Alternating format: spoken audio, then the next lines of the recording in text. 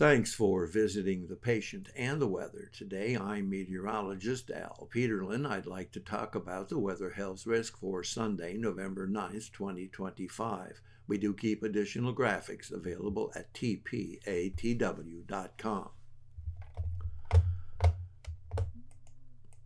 Looking at the surface map for tomorrow, we have massive outbreak of high pressure, cold, frigid central Canadian air pushing down in through the Dakotas all the way to Texas.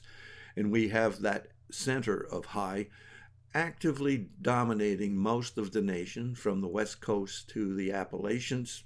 We have cold air coming in on the east side, warm air pushing up into the west, but we also have a massive low pressure center hanging over upstate New York, its front dangling south along the eastern seaboard, and just a lot of unsettled weather from the Great Lakes up into New England. And notice that it looks like a lot of wind and snow back through the Great Lakes and down actually even into portions of the plains.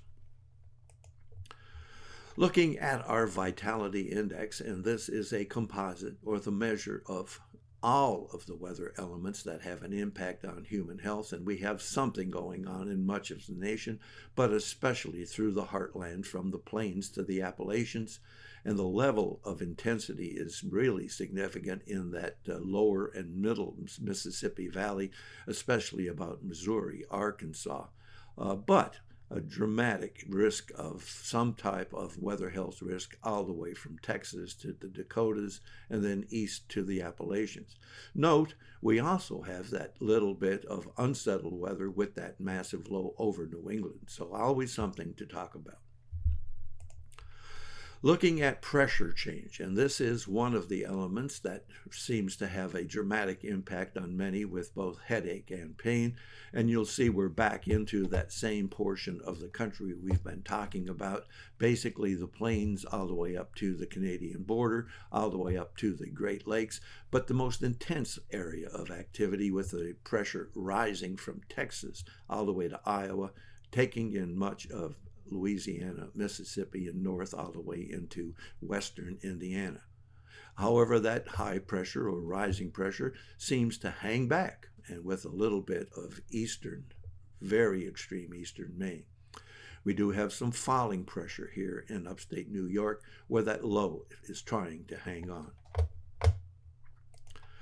Looking at temperature change, we just tend to confirm everything we've been talking about, the massive change going on here in the plains all the way up through the Mississippi Valley into the Ohio Valley, with the deepest area of falling temperatures here in Arkansas, Missouri, but it is falling dramatically all the way from Kansas to Texas, all the way over to Georgia.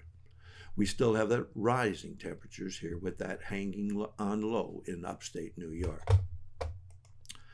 Dew point temperature and vapor pressure just confirms our same general areas of interest here in the plains and hanging on in the areas of southern New England.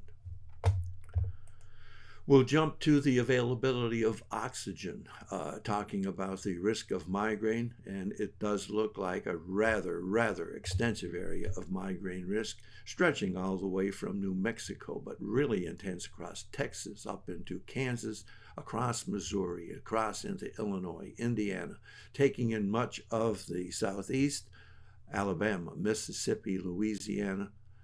And talking about pain, we have just a lot of risk of migraine in the heartland. And again, swinging back up to the easternmost portions of Maine, we have that risk of migraine.